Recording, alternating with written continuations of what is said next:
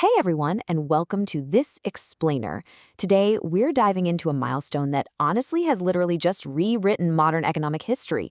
On June 12th, 2026, Elon Musk crossed a threshold that was completely unfathomable for a single human being to ever reach. We're talking about the world's very first trillion-dollar fortune. So we're going to use the data, the charts, and the primary sources to break down exactly how this mind-bending wealth was accumulated, where it's actually stored, and what it really means for the rest of us. But first, I want to immediately put things into perspective. Just think for a second. How long do you think it takes to accumulate what most of us would consider a lifetime of absolute, unimaginable wealth? Say, $1 million. What do you think? Days? Weeks? Maybe years? $29,100. According to live wealth trackers following the recent surge in his assets, that is how much Elon Musk's net worth has been growing every single second so far in 2026. Every single second.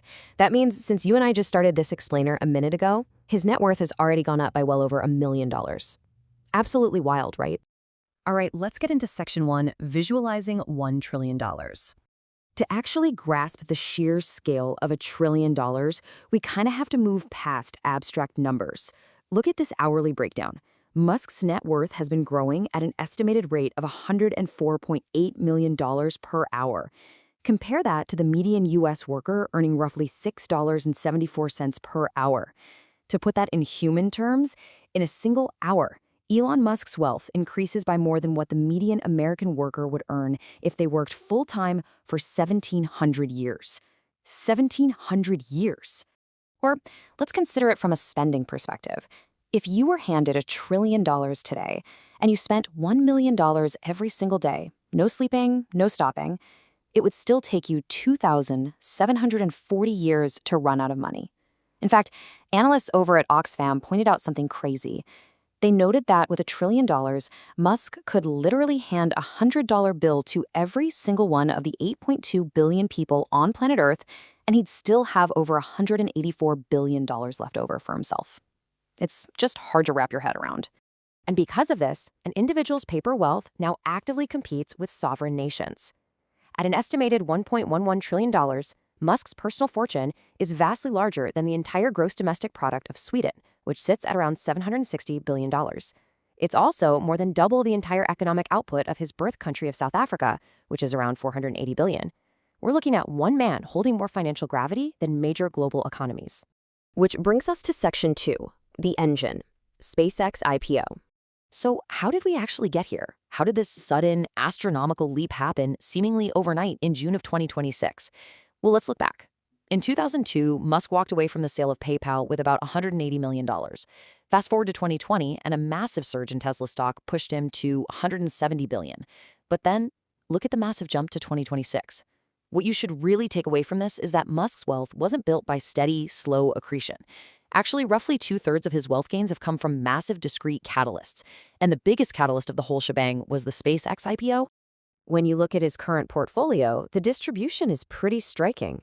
While Tesla historically made him the richest man on Earth, he currently holds about 13% of it. The new heavyweight in his portfolio for sure is his massive 38% stake in SpaceX. He also holds significant private stakes in xAI, the X platform, Neuralink, and the Boring Company. But SpaceX is the true anchor here. Leading into its stock market debut, SpaceX had recently merged with Musk's artificial intelligence startup, xAI. This newly combined entity targeted a monumental valuation of $1.77 trillion. And this specific valuation is exactly what set the stage for the historic event on June 12th. So, the absolutely crucial point here is how the market reacted on day one.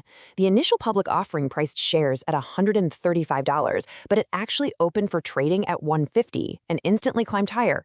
The offering raised up to $75 billion, cementing it as the largest stock market debut in history. And because Musk owns 38% of this massive company, this real-time public repricing instantly pushed his net worth up by hundreds of billions of dollars in a single day. That is what launched him past the $1 trillion mark. Moving on to Section 3, Warnings and Political Pushback. Now, an event of this magnitude, the consolidation of $1 trillion under one individual, well, it didn't happen without some fierce political pushback. Just days before the IPO, the United States Senate Banking Committee intervened. They sent an urgent letter to the chair of the SEC, the Securities and Exchange Commission.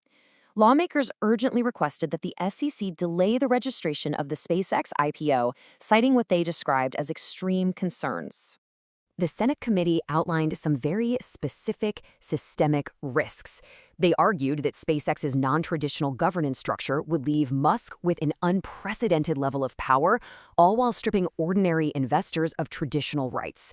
They also raised alarms that fast-tracking SpaceX into major stock indexes could expose millions of Americans' retirement savings to severe risk if the valuation faltered, all while potentially enriching corporate insiders. On the flip side, the financial markets presented a thesis of pure triumph and commercial optimism. Analysts like Morgan Stanley's Adam Jonas stated that SpaceX could eventually be a multi-trillion-dollar company all on its own. The market clearly sees immense, world-changing commercial value in Starlink's global broadband and Starship's reusable rocket programs, and they're betting heavily on their future execution. Yet, we have to immediately contrast that market optimism with the stark antithesis presented by global inequality watchdogs. Nabil Ahmed of Oxfam released a very strong statement regarding all of this, neutrally calling this milestone a new pinnacle of oligarchy and a dark day for democracy. Oxfam backed up their warning with a few specific claims. They argued that this massive wealth concentration is deeply intertwined with government backing, noting that SpaceX derives a fifth of its revenue from the federal government. They also argued that regressive tax policies really fueled this fortune. Furthermore, they highlighted concerns over disproportionate political influence. They specifically cited Musk's role in the Department of Government Efficiency, or DOGE, which they claimed dismantled vital humanitarian programs like USAID, the U.S. Agency for International Development. And finally, Section 4, the New Wealth Era. So whether you view this as a triumph of American innovation or a dangerous failure of economic policy, this event has permanently shifted the geopolitical and economic landscape. Musk doesn't just lead the billionaire rankings anymore. He kind of exists in an entirely different universe now. At $1.11 trillion, his fortune is roughly 5 times that of the second richest person, Mark Zuckerberg. In fact, Musk currently holds more wealth than the next 4 richest men on the planet combined. To really grasp the sheer geopolitical gravity of this capital, his net worth is literally larger than the combined gross domestic product of the 33 poorest African nations. It completely dwarfs the combined value of all 50 of the world's most valuable professional sports franchises. We're looking at a private citizen whose balance sheet rivals entire continents. Which brings us to the ultimate question. If the markets hold, and if SpaceX continues its march toward Mars and global internet dominance, this trillion-dollar mark might actually just be the floor. So I want to leave you with this to think about. If $1 trillion is just the beginning, what does a $2 trillion world look like? And in that world, who will actually write the rules? Thanks so much for joining me for this explainer. Keep asking the big questions, and I'll see you next time.